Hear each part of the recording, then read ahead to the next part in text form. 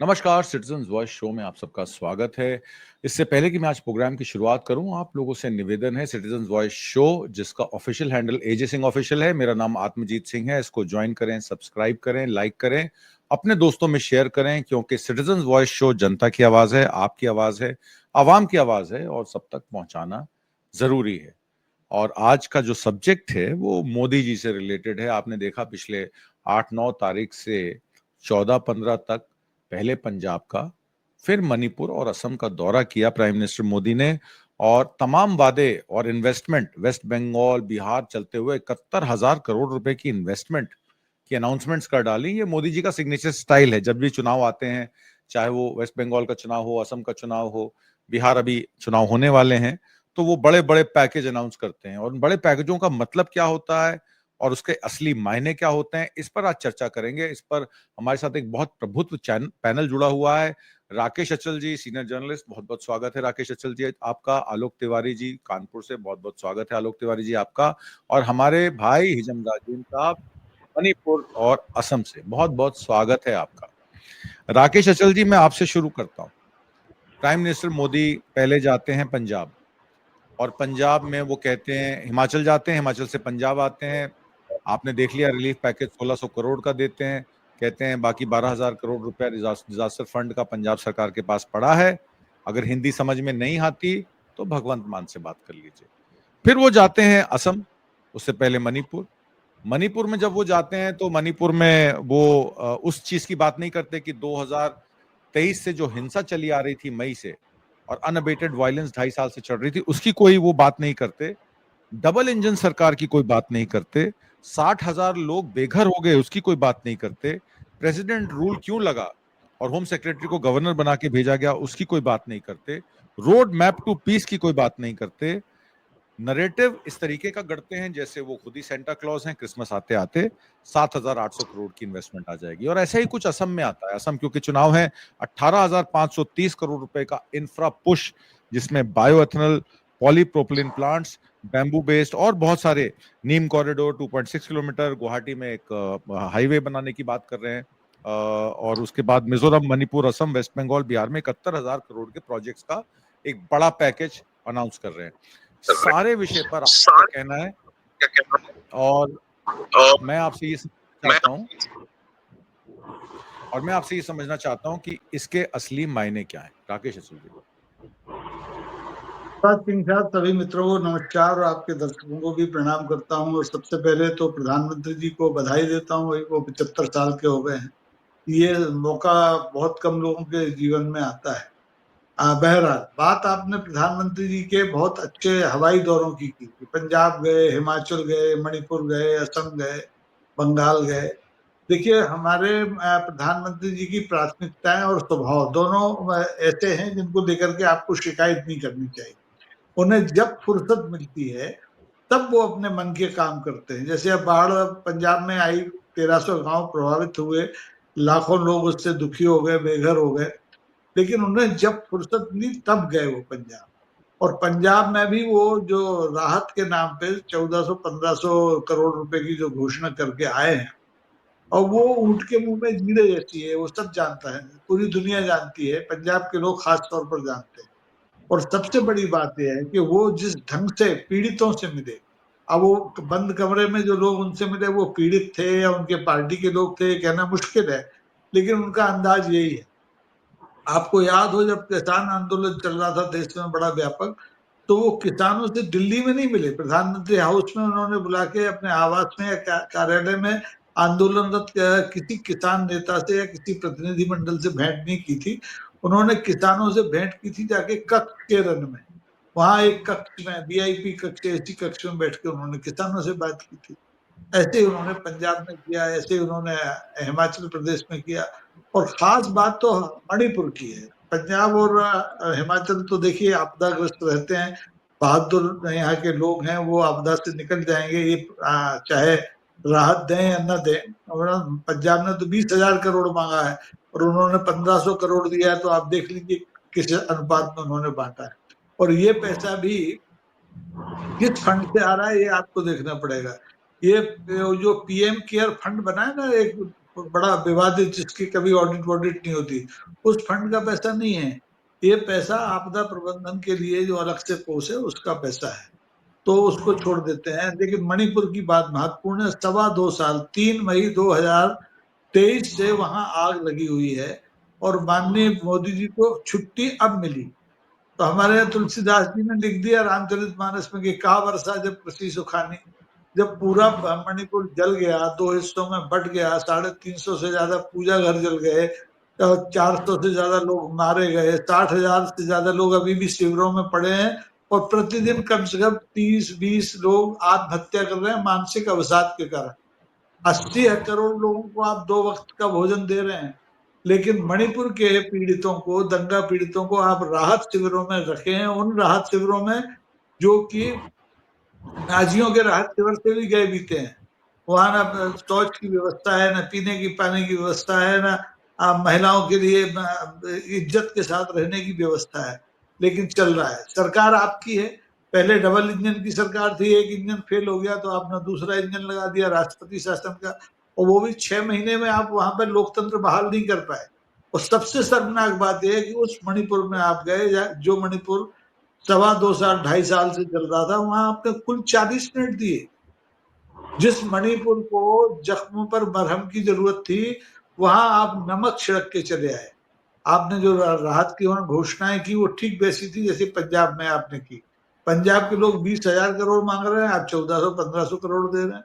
मणिपुर के लोग पूरी बहाली मांग रहे हैं, लोग सामान्य जीवन जनजीवन मांग रहे हैं। सड़क अभी भी वहां की, इम्फाल में मेरा एक मित्र है, वो बताता है कि आज 2.25 साल बाद भी वो सड़क मार्ग से अब इम्फाल से 25 किलोमीटर आगे नहीं जा सकता। तो आखिर ये सरकार कर क्या रही है, इस बारे में सवाल जरूर उठाए जाने चाहिए थे। लेकिन जैसा कि आपने कहा कि इनका जो प्राथमिकताएं हैं, इनका जो मॉडस ऑपरेंडी है, तरीका है, वारदात है, या राजनीति करने का जो तरीका है, वो बहुत ही विचित्र है। इनके लिए वोट के अलावा और कुर्सी के अलावा कोई दूसरी चीज महत्वपूर्ण नहीं है। ये संवेदना की बात करते हैं, सबको साथ लेकर चलने की बात करते हैं, और चलते अकेले हैं। आप देखिए वो जहां भी बैठते हैं अकेले बैठते हैं। मायावती से उन्होंने शायद ये प्रेरणा दी है कि मंच पर बैठो तो अकेले बैठो, आमने सामने किसी को मत आने दो और किसी को बात मत करने दो। जब संवाद के सारे रास्ते जो देश का प्रधानमंत्री बंद कर देता है, प्रेस से बात नहीं करता है, और उसी प्रधानमंत्री की सरकार एक लोअर कोर्ट के फैसले पर आनन फानन में कार्रवाई करती है। जितने सोशल मीडिया चैनल्स यूट्यूब पर चल रहे हैं या गूगल पर चल रहे हैं, 338 से ज्यादा वीडियो फटाफट हटाने के निर्देश दे देती है। तो कुल मिला के बात यह है कि एक बहुत अलोकतांत्रिक सरकार है, और हम ऐसे संक्रमण के दौर से गुजर रहे हैं जो 1975 और 77 के बीच के कार्यकाल से भी ज्यादा भयावह है। इसकी आप कल्पना नहीं कर सकते, क्योंकि घोषित इमरजेंसी नहीं है, बाकी सब कुछ है। तो अब तो ऊपर वाले ही मालिक है, बाकी राजनीति में तो इनका मुकाबला कोई कर नहीं सकता है। जी बिल्कुल ठीक कहा आपने। इनका मुकाबला करना मुश्किल ही नहीं, नामुमकिन है, क्योंकि जो स्टैंडर्ड इन्होंने सेट किए हैं 74 साल की पार्लियामेंट्री डेमोक्रेसी में शायद ही किसी लीडर ने सेट किए हों। पर बात यह है कि नेहरू को अभी भी गाली पड़ रही।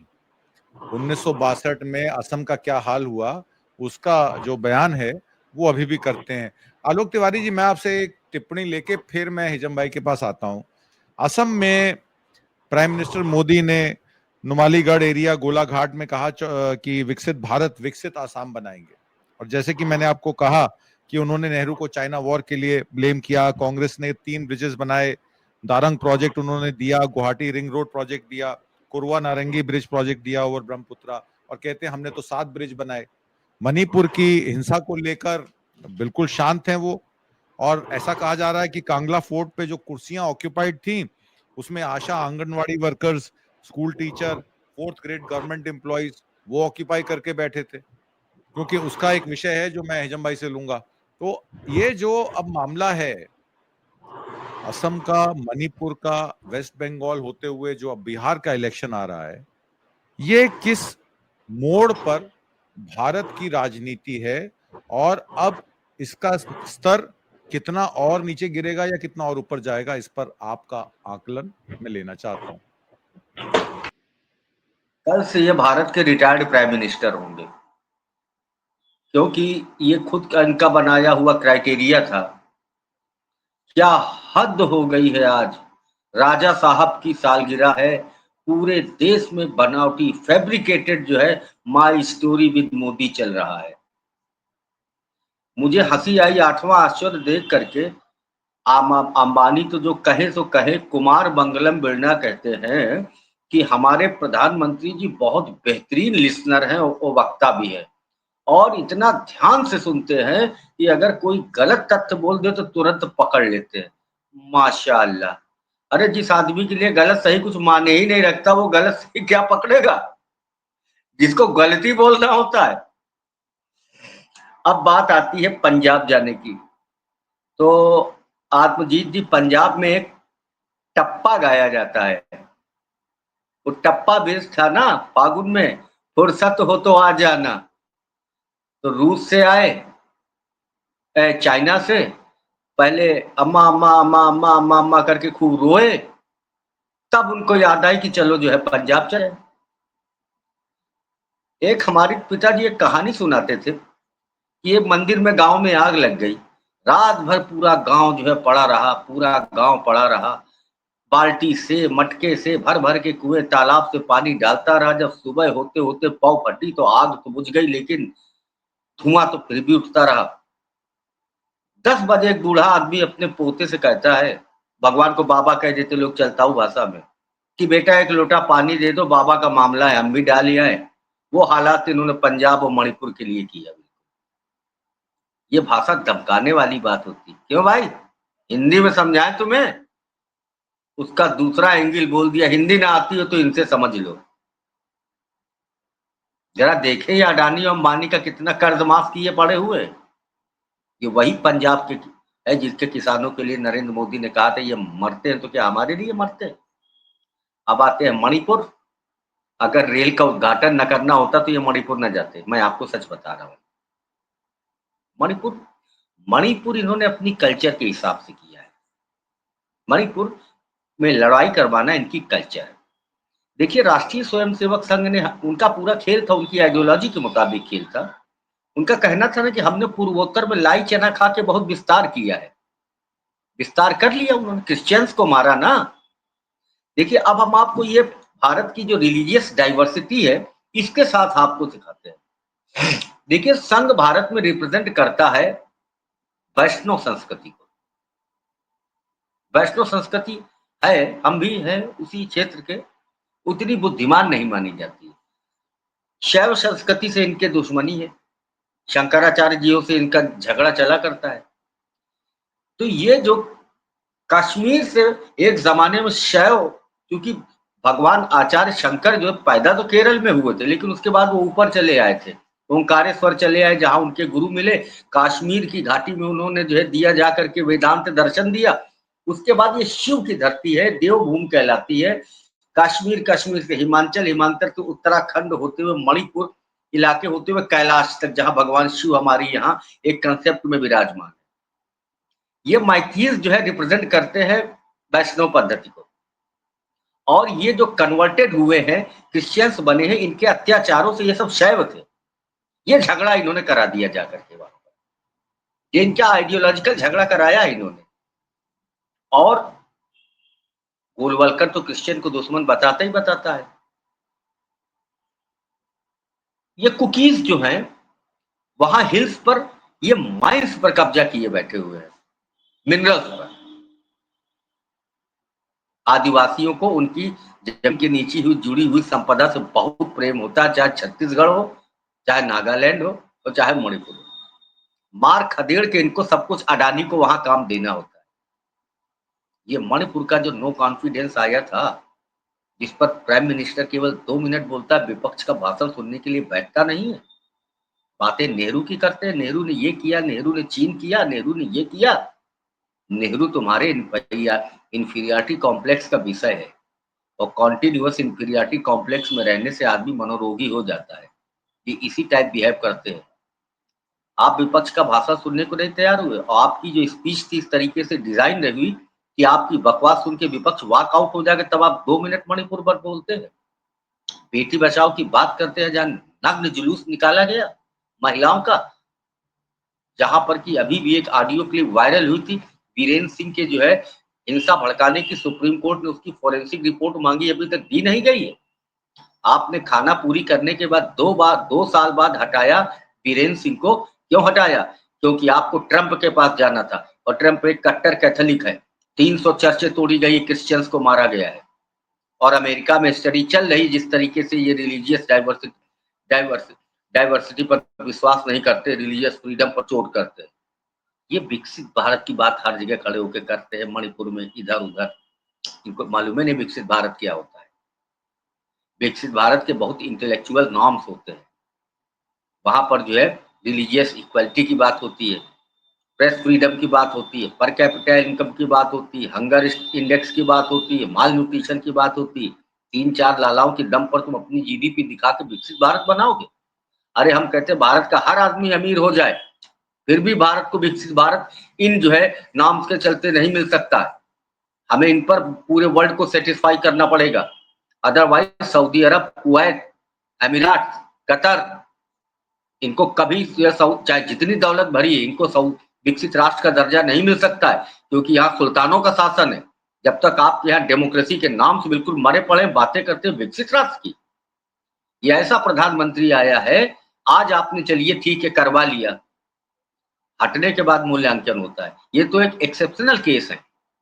इनके बारे में आज एक स्वस्थ मस्तिष्क का देश होता तो डिस्कशन ये होता कि ये जो है जब गुजरात में थे तो अपनी वैवाहिक जीवन के बारे में झूठा एफिडेविट देते थे, और जब केंद्र की राजनीति में आए तो यहाँ शिक्षा के बारे में झूठा एफिडेविट देते थे।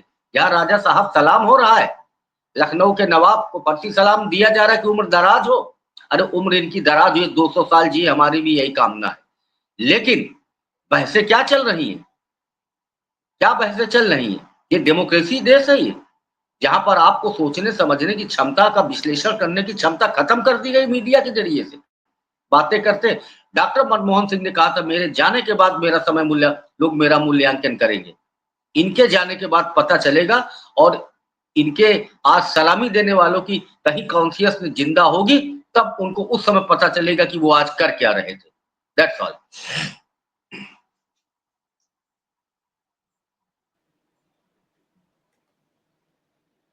जी, मैं आपके पास लौट के आता हूं आलोक तिवारी जी। मेरा सवाल अब हिजम भाई से है। हिजम भाई, हम लोग बात कर रहे थे इस प्रोग्राम से पहले, कुकीज का रिन्यू सस्पेंशन ऑफ ऑपरेशन सितंबर 3 को फिर से रिन्यू हो गया, suspension of operation. Peace ground चूरा चांदपुर में ये रैली रखी गई। नेशनल हाईवे 2 इम्फाल टू चूरा चांदपुर 45 से 50 किलोमीटर का हाईवे है, जिसमें बीसमपुर डिस्ट्रिक्ट में मेथी एरिया पड़ता है। इम्फाल एयरपोर्ट के एरिया में कुकी नहीं आ सकते, चूरा चांदपुर मेथी नहीं जा सकते। एक तरीके से बफर जोन बना हुआ है। Kuki Zo cannot access the Imphal airport and Meiteis cannot access Churachandpur. Kangla fort में Asha anganwadi worker, grade 4 employee, school teachers, इनको वहां बैठाया गया। सिविल सोसाइटी ऑर्गेनाइजेशन, जिनको आप सीएसओ कहते हैं, उन्होंने बॉयकॉट किया इस इवेंट को। एजेंडा डेवलपमेंट का था, 8500 करोड़ की सौगात लेके आए मोदी जी। और असम का दरांग डिस्ट्रिक्ट में मंगलदोई एरिया में उनका रैली होता है। और सिविक इलेक्शंस आपने बताया बोडो टेरिटोरियल काउंसिल यानी कि बीटीओ के सितंबर 23 को होने वाले हैं, एंड सितंबर में। और बीटीसी, वहां लोगों जी BTC Bodo territorial council, BTC, बिल्कुल ठीक है। असम में एनआरसी इंप्लीमेंट है और डिमांड आ रही है कि मणिपुर में भी एनआरसी लगना चाहिए। ये सारी बातों पर कि वहां पर इस तरीके का इवेंट रखा गया जिसमें दोनों कम्युनिटीज का बफर जोन था, बीच में एक वॉर जोन था। और ऐसे प्रोग्राम ऐसी जगह क्यों रखा गया, और ये 8500 करोड़ की सौगात जो मणिपुर के लिए आई, उसका क्या मायने हैं। और ये जो अब बीटीसी इलेक्शन आ रहे हैं असम में और एनआरसी की डिमांड मणिपुर में, ये तीनों मुद्दों पर हमारा सामने एक सीनियर जर्नलिस्ट बैठा हुआ, हमारा तो इतना हैसियत नहीं है उनके सामने हमारा बोलना। देखिए, प्राइम मिनिस्टर हमारा जो पंत प्रधान नरेंद्र मोदी जी का जो आज प्रकट उत्सव है, यानी कि मैं इसको एक डिस्क्राइब करूं तो अगर बायोलॉजिकल आदमी होता तो उसको जन्म बोलेंगे, अगर जो नॉन बायोलॉजिकल होगा तो उसको प्रकट, यानी कि भगवान जो है वो प्रकट करवाते हैं अपने भक्तों को। उसकी 75वां दिवस का, प्रकट दिवस का सबको शुभकामनाएं, और मैं मनोकामनाएं करता हूं, और 75 साल और जो है देश को बर्बाद करने में योगदान दे रहा है। वन प्रधान ने मणिपुर में एक संदेश देकर के आया था, इसको आज तक किसी न्यूज चैनल या किसी पत्रकार ने इसको डिकोड करने के लिए कोशिश नहीं की। उन्होंने नेपाल की प्राइम जो चुनी, जो अभी ऑफिसिटिंग जो प्राइम मिनिस्टर, उनको शुभकामनाएं, मुबारकबाद दी। इसको हमने जैसे आपसे भी चर्चा करके देखे थे, इसको एक इनडायरेक्ट एक डिकोड हम जो करते हैं तो ये निकल के आता है कि मणिपुर तुम्हारा कोई औकात नहीं है, हम तो नेपाल को भी ऐसे के तैसे करवा सकते हैं। देखिए, हम उस तरफ जाएंगे नहीं, पर मणिपुर में जो अभी जो इंटरनल डिस्प्लेस, जहां पर 60,000 सरकारी आंकड़ा है, और आंकड़ा तो उससे और कहीं ज्यादा है। जो ऑफिशियल जो डाटा जो है वो 60,000 का है। वहां पर कुछ गिने चुने जो है दुकानें, गिने चुने सप्लायर्स को वहां पर रखा गया है। देखिए, आप सुनकर हैरान हो गया, मेरा जर्नलिस्ट आपको मैं ये इंफॉर्मेशन पहली बार दे देता हूँ, वहां पर नमक 4,500 रुपए प्रति किलो के नमक कंज्यूम कर रहे थे। किसी आरटीआई कार्यकर्ता ने उसको पूछा था भी यहाँ पर कैसे, क्या, किस तरीके के हिसाब किताब पूछा, तो 4,500 रुपए प्रति केजी नमक वहां पर खिला रहे थे। तो इससे ज्यादा और शर्मनाक क्या हो सकता है। जो जहां पर कंगला फोर्ट के अंदर जो भीड़ जुटा रहे थे, वो सबके सब जो है जबरदस्ती, यानी कि उनको ड्यूटी डेजिग्नेट किया गया था। आंगनवाड़ी जो वर्कर, जो पहले आईसीडीएस कहता था, वो आईसीडीएस का वर्कर जो है अभी आंगनवाड़ी कहते हैं, उनको जबरदस्ती अगर नहीं आओगे तुम्हारा ड्यूटी के, यानी कि तनख्वाह काटा जाएगा। मणिपुर के जो कंप्लीट एंटायर सीएसओ जो है, उस नरेंद्र मोदी के जो विजिट को बॉयकॉट किया गया था, कोई सीएसओ ने उसको वेलकम नहीं किया। मणिपुर के जाने माने जितने सीएसओ ने सबको बॉयकॉट किया। अभी आप आते हैं आपका दूसरा बिंदु में, जो SOO यानी कि सस्पेंशन ऑफ ऑपरेशन। देखिए आतमजीत जी, जो चुराचांदपुर में जो रैली हुआ था, वहां पर संबोधित किया था, उसमें उन्होंने जो SOO के जो अंडर सस्पेंशन ऑफ, देखिए देयर आर 2 टाइप्स ऑफ जो जो जो हथियार आपस में गोली न चलाने का एक 2 एग्रीमेंट है। एक तो बायलैटरल, जो क्या बोलते हैं, जो अभी पाकिस्तान के साथ जो हमारा जो समझौता जो हुआ तो हथियार डालने का, और एक है एक अंडर सस्पेंशन ऑफ ऑपरेशन, यानी कि उनको वो हथियार नहीं चलाएंगे, डेजिग्नेटेड जगह पर रहेंगे। उनको असम राइफल को ड्यूटी दिया गया था कि ये बैरक्स पे ये पक्का रहेंगे, उनके हथियार जो है मैगजीन में जमा होंगे, उनके हथियार के गिनती होंगे, नफरी का हर रोज जैसे फौज में जो होता है उसी तरीके का उनका गिनती होंगे। तो उन उग्रवादियों को उस रैली में बुलाना, और जितनी जो बोरो उग्रवादी जो थे, जहां जो बोरो टेरिटोरियल काउंसिल जो आप जो कह रहे थे, तो बोरो टेरिटोरियल काउंसिल में जो जितनी जो शामिल है, सब के सब एक्स मिलिटेंट्स है। अमित शाह जी ने जितने मिलिटेंट्स जो नोटिस में जो है उनको सरेंडर करवा करके, जो बीजेपी पार्टी में हो या उनकी शाखाएं, नोटिस में बहुत सारे शाखाएं बना रखी हैं जो एंटी इनकम्बेंसी वोट को बतोड़ने के लिए। तो उसमें जो चुराचांदपुर में जो रैली था, उसमें बाकायदा terrorist under suspension of operation वाला जो टेररिस्ट, उनको शामिल किया गया था। यानी कि ओपन जो है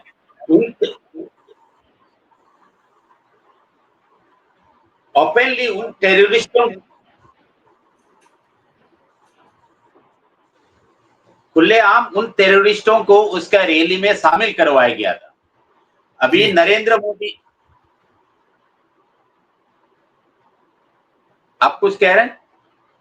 नहीं, आप बोलिए। हाँ, अभी नरेंद्र मोदी और अमित शाह जी एक कानून लेकर के आ रहा है, जो आंदोलन करेंगे, आंदोलनकारियों की जो है उनकी संपत्ति नापा जाएगा, उनका जो है कहाँ से इसको फंडिंग हो रहा है।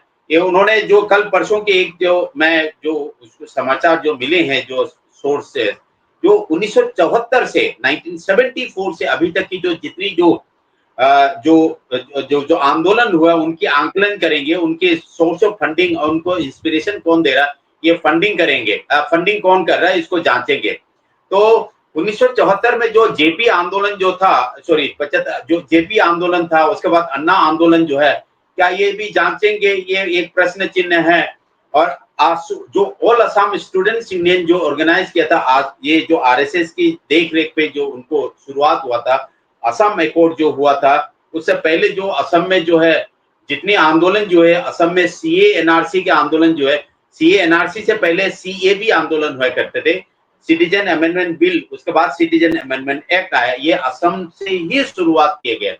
यानी कि लोग कहते हैं कि आरएसएस का जो प्रयोगशाला जो है, क्या बोलते हैं, मध्य प्रदेश को कहते हैं या गुजरात को कहते हैं, मैं अपनी तरफ से जो मैं बोल रहा हूँ, जो आरएसएस के जो प्रयोगशाला जो है वो असम में, असम सबसे ज्यादा खून खराबा होने वाला जो आंदोलन जो है असम से ही शुरू हुआ था। प्रफुल्ल कुमार महंता, हेमंत बिस्वा शर्मा, आज के दिन पे जो इनलैंड वाटर जो मिनिस्टर जो है सर्बानंद सोनोवाल, जो भूतपूर्व जो असम का चीफ मिनिस्टर जो है, ये सब जो है आरएसएस की मतलब फैक्ट्री से मतलब निकले हुए प्रोडक्ट्स है। तो असम में जो 1969 में जो असम में जो आसू आंदोलन, जो फॉरेन आइडेंटिटी एक्ट और फॉरेनर्स डिटेक्शन की जो आंदोलन जो जब शुरू हुए, तो कहाँ से उनकी इंस्पिरेशन कहाँ से मिले, ये सब जांच होना चाहिए। ये बहुत महत्वपूर्ण बात मैं कह रहा हूँ। तो जहां तक कि जो असम में और जो मणिपुर में जो अभी तक की जो उनके विजिट जो थे, ये बहुत विचलित करने वाला, बहुत मायूस करने वाला एक विजिट था।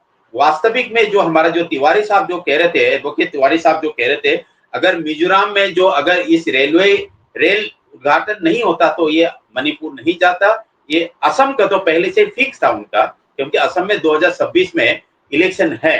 तो अगर वो मिजोरम में अगर उस रेलवे स्टेशन का, सिरांग रेलवे स्टेशन का अगर उद्घाटन नहीं होता तो नरेंद्र मोदी जी मणिपुर नहीं जाता, क्योंकि हफ्ते भर पहले तक मणिपुर जाने का उनका कोई प्रोग्राम नहीं था। क्योंकि मैं इससे पता चला कि जो मणिपुर के इनर जो एमपी है डॉक्टर बिमोल अकोइजम, जो जवाहरलाल नेहरू यूनिवर्सिटी के जो प्रोफेसर है, उनको रात को 8 बजे उनको इनविटेशन दिया। रात को 8 बजे जो सिटिंग एमपी, एरिया के एमपी, रिप्रेजेंटेटिव, चुने हुए रिप्रेजेंटेटिव को रात को 8 बजे इनविटेशन दिया, सुबह 8 बजे का प्रोग्राम के लिए। तो बहुत ही गंभीर मुद्दा है, गंभीर चिंतन की मुद्दा है। जो नेपाल के प्राइम मिनिस्टर के शुभकामनाएं जो दी है, वो ये संदेश जाता है नेपाल को हम ऐसे के तैसे कर सकता, तो मणिपुर क्या चीज है, ये संदेश था हमारा दी कोर्ट में ये आया। बिल्कुल, आपने बड़ा इम्पोर्टेंट पॉइंट दिया कि मणिपुर में नेपाल की प्राइम मिनिस्टर को 140 करोड़ लोगों का समर्थन, और कहा कि हम उनको धन्यवाद देते हैं या उनको आमंत्रित करते हैं। हालांकि 90 करोड़ वोटर हैं, 22 करोड़ वोट जी पड़ते हैं भारतीय जनता पार्टी को, पर क्योंकि प्रधानमंत्री हैं इसलिए 140 करोड़ लोगों को रिप्रेजेंट करते हैं। तो उन्होंने वहां जाके बताया कि नेपाल में अगर हम सत्ता परिवर्तन करा सकते हैं तो मणिपुर क्या चीज है। तो शायद ये मैसेज आपने जो बताया, ये एक इम्पॉर्टेंट पॉइंट है। मैं राकेश अचल जी के पास आता हूं। राकेश अचल जी, आप तमाम यूएस गतिविधियों पर, टैरिफ पर भी नजर बनाए रखते हैं, और टैरिफ को लेकर यूएस ने एक इंडिया कंसल्टेशन रिक्वेस्ट थी, अमेरिकन टैरिफ जो 50% लगा है, कि कॉपर और कॉपर डेरिवेटिव प्रोडक्ट्स पर आप टैरिफ को जो है वो सेफगार्ड मेजर्स आपने दिए नहीं है, क्योंकि हमारे जो और प्रोडक्ट्स भी जाते हैं उस पर कॉपर डेरिवेटिव आपको पता है कि हर इलेक्ट्रॉनिक आइटम में यूज होते हैं। मान लीजिए अगर आप फोन दे रहे हैं या कुछ इलेक्ट्रॉनिक आइटम है जो 50% टैरिफ में कवर नहीं है, अगर उसमें कॉपर डेरिवेटिव होंगे तो उसमें वो टैरिफ लगेगा। तो सितंबर 2 को इंडिया ने एक कंप्लेन की थी WTO में about the US imposing 50% tariff on certain copper products. तो मैं आपको एक सिंपल एग्जांपल दे रहा हूं, अगस्त 1 की ये बात है।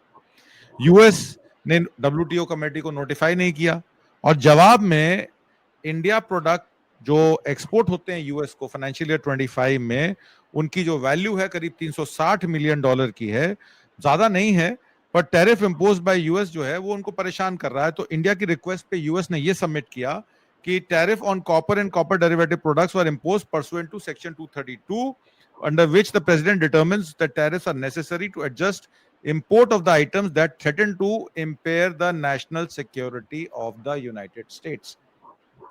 तो जो कहते हैं कि डोनाल्ड ट्रंप हमारे मित्र हैं, हमारे दोस्त हैं, हमारे हमदम हैं, हमारे साथी हैं, वो बिल्कुल रिलेंट करने को तैयार नहीं।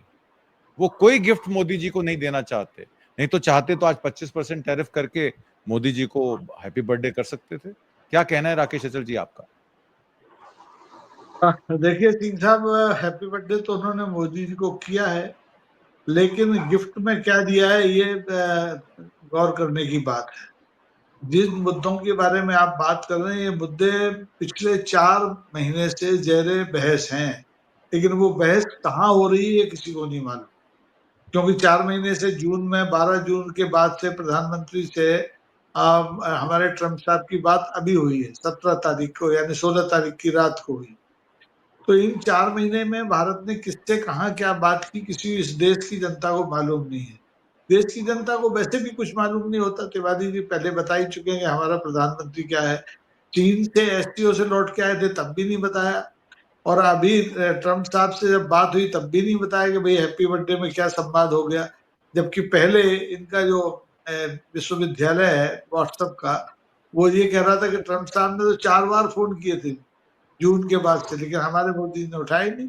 वो डरते नहीं किसी से। लेकिन हालात कुछ और है। इस समय हिंदुस्तान में ट्रंप साहब के एक विशेष दूत हैं जो बहुत ही विद्वान है, पुराने हैं, बार्गेनिंग में जिनकी नसों में भी व्यापार बहता है। वो साहब अभी हिंदुस्तान में बात करने आए हैं। इन्हीं 2 मुद्दों को, कॉपर के साथ साथ वो डेयरी प्रोडक्ट पे भी बात करने आए हैं। और मुझे ये लग रहा है कि वो जिस मकसद से हिंदुस्तान भेजे गए हैं, उन्होंने उसके पहले 14-15 देशों में डील करा दी है टैरिफ के झगड़े के चलते। तो वो हिंदुस्तान में भी मोदी जी की जो कलाई है उसको पकड़ के एक अनुबंध करा लेंगे जैसा अमेरिका चाहता है, क्योंकि अमेरिका को अपने देश की संप्रभुता से जितना लगाव है उतना लगाव भारत को नहीं है। अगर होता तो भारत में जो अप्रवासी हथकड़ियां और बेड़ियां डाल के भेजे गए थे कुछ महीनों पहले, वो शायद नहीं भेजे जाते, क्योंकि दुनिया के तमाम देशों ने, छोटे देशों ने इस कार्रवाई का विरोध करते हुए अपने विमान भेज के अपने लोगों को बुलाया था। लेकिन यहाँ संप्रभुता देश की कोई मायने नहीं रखती। यहाँ संप्रभुता की चिंता है सिर्फ और सिर्फ हमारे माननीय अडानी जी की, और अंबानी भी का भी नाम आजकल बहुत नहीं आ रहा है, अडानी अडानी चल रहा है। स्थिति ये हो रही है कि आप देखें, ये 1 रुपए में जो आपको एक पाउच शैम्पू का नहीं मिलता, उस 1 रुपए की लीज पर हमारे अडानी साहब को एक पूरा का पूरा क्षेत्र लीज पर दे दिया जाता है कि जाओ और मजे करो। आने वाले दिनों में जो अभी हमारे भाई कह रहे थे, ये मणिपुर में भी होगा। मणिपुर की सारी हिंसा के पीछे आरएसएस का अपना होमवर्क था, सब मालूम है सबको। जो 326 पूजा घर जलाए गए उनमें अधिकांश गिरजाघर थे, और उसमें कोई वैसा मंदिर नहीं था। तो वो जिस ढंग से अपनी जो वैष्णव श्रेष्ठता को साबित करते हुए मणिपुर में की जो रत्न गर्भा जमीन है, उस पर भी अडानी को स्थापित करने के लिए पूरी भूमिका बनाए हुए है। और आप देखेंगे कोई भी ऐसा देश नहीं होगा जहां के 2.25 साल तक एक पूरा प्रदेश जलता रहे और प्रधानमंत्री दिल्ली में बैठा रहे और विश्व भ्रमण करता रहे, 50 देशों में घूमाए, मणिपुर न जाए। यूक्रेन और रूस का जो युद्ध हो रहा है, ये भी लगभग मणिपुर के जैसे ही 2.25 साल से ज्यादा हो गया, 3 साल होने पे। इसमें भी राष्ट्राध्यक्ष दोनों देशों के दुनिया घूम रहे हैं और बात कर रहे हैं उस मुद्दे पर, लेकिन मणिपुर पर हमारे यहाँ ना बाहर बात होती है ना भीतर बात होती है। और कारण यही है जो अभी बताया कि वहां पर हिंसा के बीज बोने वाली खुद सरकार है। अन्यथा जो एक निर्वाचित सांसद है उसको प्रधानमंत्री के दौरे का निमंत्रण 12 घंटे पहले, 24 घंटे पहले दिया जाएगा। मेरी सूचना है तो ये थी कि वहां जो निलंबित विधानसभा पड़ी है मणिपुर में वहां के विधायकों से मिलने से मना कर दिया प्रधानमंत्री ने। वो उनके बारे में जो खबरें दी गई मणिपुर दौरे की कि वो राहत शिविरों में गए और भारी बरसात के बावजूद सड़क से गए, उसमें कोई दम नहीं है। वो किसी राहत शिविर में नहीं है, किसी पीड़ित से नहीं मिले, उन्होंने किसी पीड़ित को या राहत शिविर में रहने वाले लोगों को अलग से कोई सुविधा देने की घोषणा नहीं की। अगर कोई संवेदनशील व्यक्ति होता, वो अगर 4 महिलाओं की भी पीड़ितों की कहानी सुन लेता तो रो पड़ता। लेकिन इनको आंसू निकलते हैं, अपनी माँ को कोई अपशब्द कह दे। दूसरे की माँ, दूसरे की बहन, दूसरे की महिला सड़क पर जिंदा जला दी जाए, बलात्कार हो जाए, उसके सिर में गोली मार दी जाए, इन्हें कोई फर्क नहीं पड़ता, क्योंकि इन्हें अपने आरएसएस की जड़ें गहरी करनी है और उस अभियान में ये लगे हुए हैं। और इस अभियान की वजह से देश की संप्रभुता पिछले कई सालों से, 4-5 सालों से तो ज्यादा ही हो गया है, लगातार खतरे में है। नेपाल का जो श्रेय लेने की ये बात कर रहे हैं कि मैडम कार्की को शुभकामना देते वक्त तुमने क्या कहा, अब उसके निहितार्थ हिजम भाई ने निकाले। लेकिन मैं कहता हूँ कि ये श्रेय लूटने का चक्कर इनको बहुत भारी पड़ने वाला है, क्योंकि नेपाल में जो कुछ हुआ है उसमें इनकी कोई भूमिका नहीं। नेपाल में काम कराने वाले दूसरे हैं, ये तो जलती आग में अपनी रोटी सेकना चाहते थे। तो इन्होंने जो गोरखपुर की सीमा से लगा नेपाल का हिस्सा है, वहां से अपने अंध भक्तों को भेज करके और मोदी और योगी के वहां भी झंडे लगवा दिए, वहां भी पोस्टर लगवा दिए, वहां भी जय जय करवा दी। तो ये गफलत में है, लगातार गलत कदम उठाते जा रहे हैं और इसका खमियाजा आप देखेंगे कि पूरा पूर्वोत्तर, मणिपुर तो जल ही चुका है, बाकी का एक एक करके नंबर आने वाला है। असम का भी नंबर आएगा, मिजोरम का भी आएगा। कोई 7 सिस्टर अगर ये बेचारी सुरक्षित बच जाए, पूर्वोत्तर के हमारे छोटे छोटे जो राज्य हैं, तो मुझे हैरानी होगी, क्योंकि कांग्रेस के जमाने में जिस मेहनत के साथ हिंसा के बीच में इन राज्यों को मुख्य धारा में, देश की मुख्य धारा में लाने के लिए जो कोशिशें की गई थी, उस पर इन 11 साल में मिट्टी डाल दी गई है और नए ढंग से जो हिंदुत्व की फसल वहां पैदा करने की कोशिश की जा रही है। और देश के जो बहुरंगी संस्कृति है उसके लिए भी बहुत जी जी जी जी, बहुत बहुत धन्यवाद आपका राकेश जी। आपकी लास्ट में शायद आवाज जो है वो ड्रॉप हो गई थी, लास्ट के 10 सेकंड के। तो मैं आलोक जी के पास आता हूं। आलोक जी, मैं आपके पास आऊं उससे पहले मैं खबर आपको दिखाना चाहता हूं। हमने सीएनआरसी पे बात कर ली, हमने पूर्वोत्तर राज्यों पे बात कर ली, हमने हिंसा पे बात कर ली। अब बात करेंगे क्रोनिक कैपिटलिज्म पर। ये आज की खबर है कि बैंकों को 10,000 करोड़ से ज्यादा कॉर्पोरेट्स को लिमिट देने की, लोन देने की कवायद की जा रही है और इसका वजह बताई जा रही है। जी, मैं आता हूं हिजम भाई आपके पास, मैं आता हूं, मैं कंप्लीट कर लूं। तो ये 10,000 करोड़ रुपए की कवायद की जा रही है। सिंगल बोरोवर को 10,000 करोड़ से ज्यादा का लोन दिया जा सकता है। ये एक इंफ्रा पुश 2040 $4.5 ट्रिलियन का टारगेट लेके सरकार चल रही है। इस कोर्स ऑफ एक्शन में NABFID अपनी एक डिटेल प्लान सबमिट करेगी, क्योंकि कहा जाता है 2020 में जो कोविड-19 पैंडेमिक आया, उसमें RBI ने डिसाइड किया कि बैंकों का एक्सपोजर काउंटर पार्टीज को 25 से 30% बढ़ाना पड़ेगा, क्योंकि आपको पता खरीदारी है नहीं, परचेजिंग है नहीं। स्टील और अल्युमिनियम के दाम बिल्कुल गिर चुके हैं। कॉपर पे भी मैंने आपको बता दिया, और 50% टैरिफ भारत के प्रोडक्ट्स पे लग गया है। स्टील अल्युमिनियम में तो बहुत पहले लग गया था। तो अब इंफ्रा पुश से ही भारत की इकोनॉमी चलेगी। ग्लोबल ना देख के लोकल देखना पड़ेगा, बी इंडियन बाय इंडियन को लाना पड़ेगा। अब मोदी जी करेंगे क्या? उनके विदेशी दौरे तो रुक जाएंगे।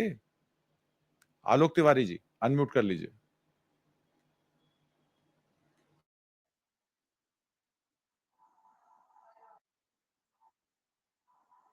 मोदी वही करेंगे जो 11 साल से कर रहे हैं। आपने देखा नहीं, नोटबंदी में 50 दिन का प्रॉमिस किया था। काले धन को रोकने के लिए नोटबंदी की गई थी और स्वदेशी का नारा देकर सुजुकी कंपनी का उद्घाटन कर रहे थे। फिर पता नहीं कितने लाख रुपए का था, पता नहीं कौन सी गाड़ी में चढ़ के गए थे। वहां कहते हैं रुपया आना चाहिए, चाहे डॉलर में आए, चाहे पाउंड में आए, चाहे काली कमाई है, चाहे गोरी कमाई है।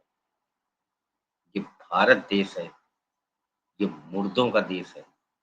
वरना इतने पर लोग सड़क पे उतर आते। मीडिया का अखबार भर जाता कि अपने प्रधानमंत्री का मेंटल इक्विलिब्रियम जरा चेक कराया जाए। इनफॉर्मल सेक्टर मार दिया, एमईएसएमई सेक्टर मार दिया, 6 लाख एमईएसएमई सेक्टर बंद है।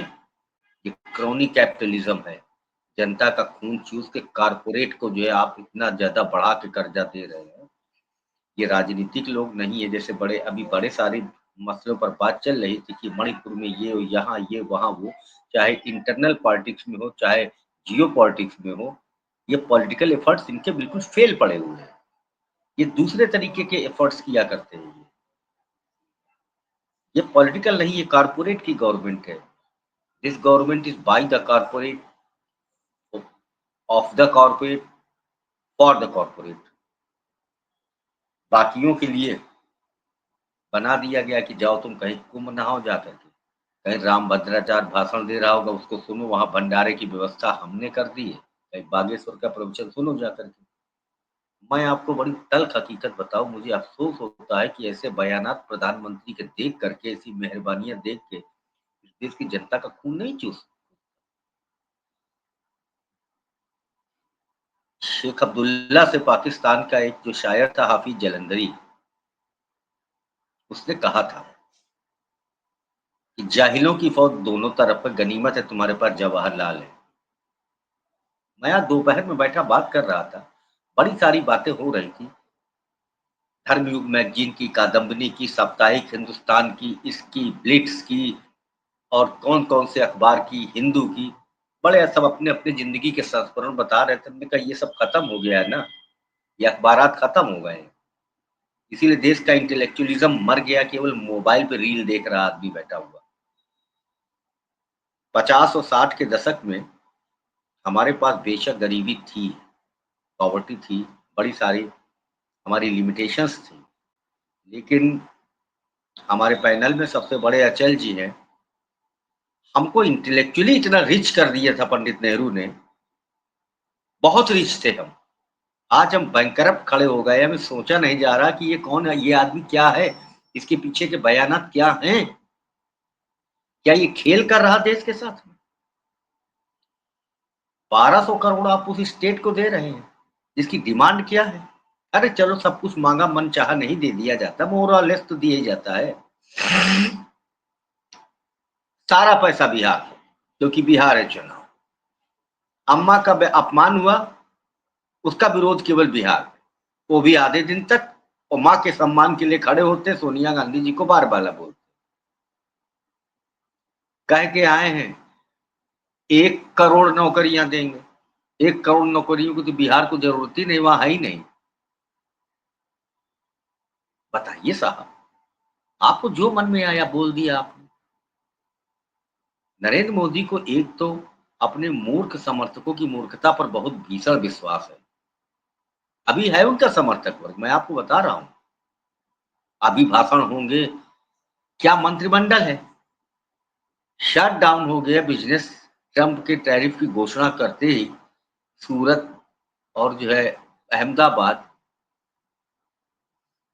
और नोएडा, तिरुपुर, मेन चीज सबसे बड़ा झटका लगा टेक्सटाइल को, और टेक्सटाइल मिनिस्टर ने क्या कह रहा, झटका का मांस खाओ।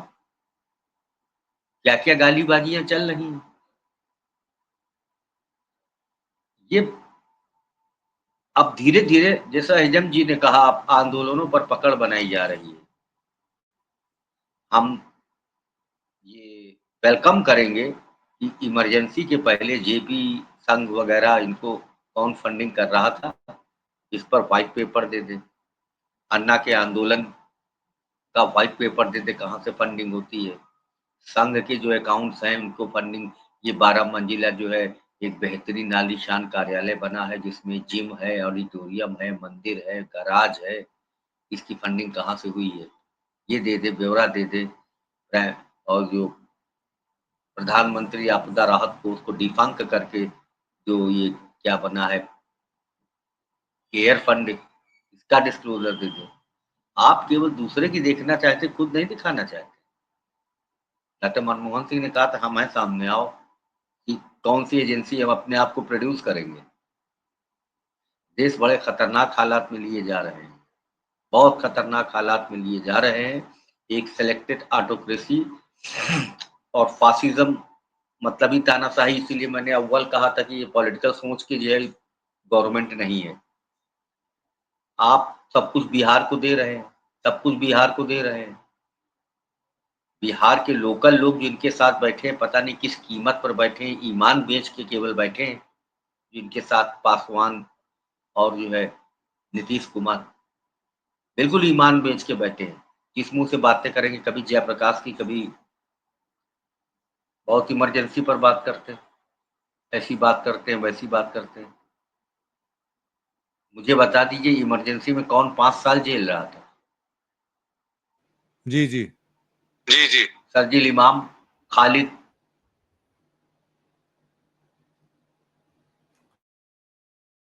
प्रोफेसर विकलांग छूटने के कुछ ही दिन बाद बेचारे की डेथ हो गई, जिसकी माताजी उसको बचपन में गोद में लेकर के स्कूल जाती थी। अचल जी याद करके बतावें, गौरी लंकेश की तरीके किस इमिनेंट जर्नलिस्ट का मर्डर हुआ था। मर्डर करने के बाद उसको कुतिया बोला गया था और उसको फॉलो करते हैं। ये क्या हुआ था? इमरजेंसी कुछ नहीं थी। इमरजेंसी में इंदिरा जी बड़ी सभ्य थी, मैं आपको बता दूं, बहुत सभ्य महिला थी इंदिरा जी। आप देख लीजिए, इंदिरा जी ने किसी को डिफेम नहीं किया था, केवल डिटेन किया था। वो थोड़ी सी खराब इसलिए लगी थी क्योंकि उस समय वो एडमिनिस्ट्रेटर की भूमिका थी। और आप सब लोग अपना अपना बचपना याद करिए, हम लोगों को अपना क्लास का टीचर भी कभी कभी बहुत बदमाश लगता था, या मारता बहुत सख्ती करता है। 24 जून को जयप्रकाश नारायण कहते हैं कि सशस्त्र बल देश के सत्ता की नाफरमानी करें और कल से इंदिरा को निकलने नहीं दिया जाएगा। इतनी बड़ी बर्दाश्त की क्षमता और सभ्यता थी इंदिरा जी की। आईपीसी की दफा 124 में सेडिशन में जयप्रकाश को उठा के बंद कर देती और दुर्गत करा देती अगर वो वाकई जो है पॉलिटिकल वेंडेटा उनके अंदर होता। उन्होंने तो उसको टिपिकल जेल भी नहीं भेजा था, जयप्रकाश को केवल नजरबंद किया था। वो जानती थी ये हमारे बाप का पाला हुआ है, वो जानती थी मेरे बाप का पाला हुआ है। उन्होंने किसी को भ्रष्ट नहीं कहा, ईडी नहीं था, इनकम टैक्स का छापा किसी के ऊपर नहीं डलवाया। I have lost that magazine perhaps 99 में 2000 की थी, इंडिया टुडे में निकाला था कि बड़ा अफसोस है मुझे, मैगजीन मैंने शायद रद्दी में बेच दी कि आईबी के पास अभी भी वो दस्तावेज और रिपोर्ट्स मौजूद है सरकार के दस्तावेजों में कि जनसंघ के खातों में पैसा कहां से आता था, जयप्रकाश, अटल बिहारी और मोरारजी कहां कहां किन किन होटल और किन किन गेस्ट हाउस में जाकर के मिलते थे। इंदिरा गांधी ने 2.5 साल में इमरजेंसी लिफ्ट कर ली। आज इमरजेंसी से घातक दौर है।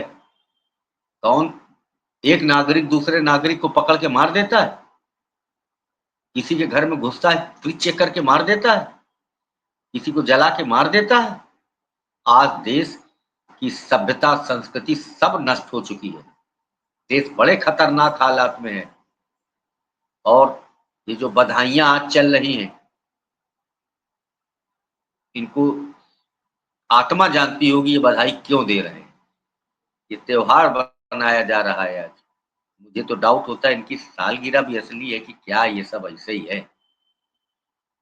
ये भारत देश भी ज्यादा दिन तक अगर ये जो है इस तरीके से यूट्यूब पर ऐसा वैसा रेस्ट्रेनिंग करते रहेंगे तो, और ये हमारे यूपी बेल्ट का तो हम कल्चर जानते हैं, एमपी का कल्चर जानते हैं, लेकिन वेस्ट बंगाल, आसाम, ये जरा डिफरेंट मिट्टी के हैं। ये सुभाष बाबू उसी धरती से थे। ये पॉलिटिकली कुछ नहीं कर सकते, politically they are poor. Fail हो गई ना पॉलिटिक्स इसकी अमेरिका में। जयशंकर फेल पड़ा हुआ है, वो फेल पड़ा हुआ है। पीयूष गोयल, अमेरिका जानता नहीं क्या ये तुम्हारे मिनिस्टर्स हैं, ये हमारे घर न्योता मांगने के लिए पड़े रहे हफ्ते भर। ये पीयूष गोयल, उसने कहा जाओ डीलर्स के जरिए बात हो रही, मिलियंस ऑफ डॉलर्स डीलर जो है पेमेंट ले रहे हैं। और जानते हैं पेमेंट लेके करते क्या है, अपनी फीस को जस्टिफाई लेने के लिए ट्रम्प से कहते हैं एक जरा फेवरिंग बयान दे दो, मोदी इज माय फ्रेंड। वो दे देता है और जस्टिफिकेशन दे देते, देखो भाई मैं काम कर रहा हूं ना। अरे दे आर सिटिंग फूल्स। अरे इनकी हिम्मत है। अभी अचल जी ने संप्रभुता की बात कही थी। अरे संप्रभुता से अगर इनको प्रेम होता, संप्रभुता से प्रेम होता तो संप्रभुता के लिए 47 के पहले संघर्ष न करते। ये जिस चीज से प्रेमी नहीं है तो उसे तो सेक्रीफाइस कर ही देंगे। ये हम बेइज्जत बैठे हुए सारे के सारे लोग ऐसे व्यक्ति के जरिए कि जो देश के असम्मान का प्रतीक बन चुका है। अब ये बात है कि हम बेइज्जत हैं, कोई बेइज्जती महसूस कर रहा है, कोई बेइज्जती नहीं महसूस कर रहा है, क्योंकि धर्म की अफीम ने एनेस्थीसिया बड़ा तगड़ा चढ़ा रखा है। और एनेस्थीसिया जब चढ़ जाता तो आप ड्राफ्टिंग करिए, खाल की करते रहिए, पता ही नहीं चलता। लेकिन कभी कभी ऐसा हो जाता है कि पेन किलर भी जो है क्या कहते हैं फिर राहत देने में कारगर साबित होते नहीं है। हालात धीरे धीरे उधर ही तरफ आते जा। बिल्कुल ठीक कहा आपने, हालात उसी तरफ आ रहे हैं। मैं हिजम भाई के पास आखिरी कमेंट के लिए आऊंगा। हिजम भाई, हम दिल्ली में रहते हैं, 17 ऑफ 93 एक्विटल्स हो गए हैं दिल्ली राइट केस में। कहा जा रहा है कि कंप्लेंट्स, रिटर्न डायरेक्शन, डिक्टेशन जो पुलिस की थी वो सारी फिक्टिशियस थी।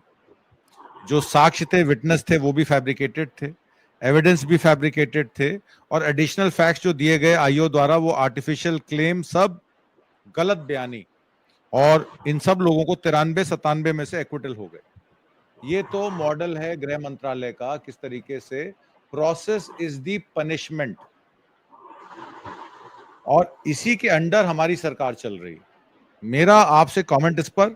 और दूसरा, जाति माती बेटी, जिसकी बात प्रधानमंत्री मोदी लगातार करते आ रहे हैं, और हमेशा मियां मुसलमानों को कहा जाता है कि यही रिस्पॉन्सिबल हैं आपकी दुर्गति के लिए। इस पर, दोनों बातों पर, दिल्ली राइट्स और मुस्लिम्स को जो आइडेंटिफाई किया जाता है, इनके लिए। देखिए जी, जो दिल्ली राइट जो है हमने अपने आंखों से देखा है दिल्ली में, उसमें जो जितनी जो कोलेटरल जो डैमेज हुआ वो अपनी कुछ गलतियां से हुए या अपनी जो ड्यूटी पर थे, तो कोलेटरल डैमेज तो होना ही था। अगर दोनों आपस में अगर टकराव है तो आपको याद होगा नीली मैसेकर असम का 1983 का, उसमें जो है एक रात पे करीब 30,000 जो मुसलमानों को मतलब उनके सर कलम किया था। उसमें जो है जो कोलेटरल डैमेज में दूसरे जो मेजॉरिटी लोगों का भी उसमें डैमेज हुआ था। जाति माटी और जो बेटी के जो बात कह रहे हैं, इसमें साफ साफ इसमें डिवीजन की बात, जाति की बात बिल्कुल ये इनडायरेक्टली डिकोड आपको करना चाहिए, डायरेक्टली डिकोड करना चाहिए कि जातिवाद की बात ये बिल्कुल साफ सुथरे अक्षर से जो नरेंद्र मोदी इसको प्रमोशन करते हैं। उसके बाद जो मियां मुसलमान की जो बात करते हैं, मियां मुसलमान है असम में है और उसके बाद बंगाल में है, भारी मात्रा में है, लेकिन वो आज का नहीं है। वो 1971 के पहले के 1960 मतलब जो असम के जो हिस्सा जो थे, बांग्लादेश सिलेट डिस्ट्रिक्ट, जो सिलचर जो है सिलेट डिस्ट्रिक्ट के अंदर होते थे। डिवीजन के बाद अलग अलग हो गए, उसमें जो कुछ रह गया कुछ चले गए। वो बात जो है इसको बार बार उसको खरोचना, बार बार उसको इंस्टिगेट करना, ये हेमंत बिस्वा शर्मा और प्रधानमंत्री हमारे जो पंत प्रधान के जो है एक नियत में खोट है। और दूसरा, मैं मणिपुर के लोगों का इसका आपके प्रश्न से एक बाहर, मणिपुर के लोगों को मैं आगाह करना चाहता हूं, अगर वो एनआरसी को वेलकम कर रहे हैं तो मणिपुर में एक अनदर डिजास्टर इज वेलकमिंग। जैसे असम के एनआरसी में 10,000 करोड़ की घोटाला हुआ है, मणिपुर में आज एक नमक की कीमत थैली की कीमत, उस आईडीपी जहां पर जो डिस्प्लेसमेंट जहां जो कैंप है, वहां पर नमक की थैली सरकारी बाबुओं ने 4,500 रुपए के नमक के थैली के बिल बनाए हैं। ये जो है नेशनल मीडिया को ये उठाना चाहिए, जो नेशनल यूट्यूबर जो है, नेशनल जर्नलिस्ट को, मैं बॉडी मीडिया की जर्नलिस्ट की बात नहीं कर रहा हूँ, जैसे हमारे जो सीनियर वरिष्ठ साहब है, आप लोगों को ये मुद्दा उठाना चाहिए, इन्वेस्टिगेट करना चाहिए। मणिपुर में जहां पर जो अपने घर छोड़ करके जो रिलीफ कैंप में जो रह रहे हैं, उनको 4,500 रुपए के प्रति किलो नमक खिला रहे हैं साहब। मणिपुर के लोगों को मैं आगाह करना चाहता हूँ, एनआरसी अगर तुम वेलकम कर रहे तो अनदर डिजास्टर इज वेलकमिंग। मैं इस बात पर विराम देता हूँ। धन्यवाद। जी। आपने बहुत ही मौजूद मुद्दा उठाया, और एनआरसी अगर मणिपुर में होगी तो जो डिस्ट्रक्शन असम में हुई है वो मणिपुर में होगी। और इसमें एक बात और जोड़ देता हूं, 1 बीघा जमीन, हेमंत बिस्वा शर्मा ने कहा कि जो लोग डिस्प्लेस हुए हैं हमने उनको 1 बीघा जमीन दी है और उनको ऑल्टरनेट कॉम्पनसेशन प्रोवाइड की, लैंड प्रोवाइड किया। हालांकि वो 1 बीघा जमीन कहाँ दी गई ये समझ में नहीं आ रहा है किसी को। और जिन लोगों को विस्थापित किया, क्या वो अपने देशों में लौट गए, जिनको आपने कहा कि ये सिटीजन नहीं है यहाँ के, इस पर भी सरकार चुप है। तो कहीं ना कहीं राजनीति से प्रेरित है ये सारा मामला। इसकी और परतें खुलेंगी और हम आपके साथ लगातार संपर्क में रहेंगे। आज की परिचर्चा में भाग लेने के लिए राकेश अचल जी, हिजम राजेन जी और आलोक तिवारी जी, आपका बहुत बहुत धन्यवाद। नमस्कार, जय हिंद, थैंक यू।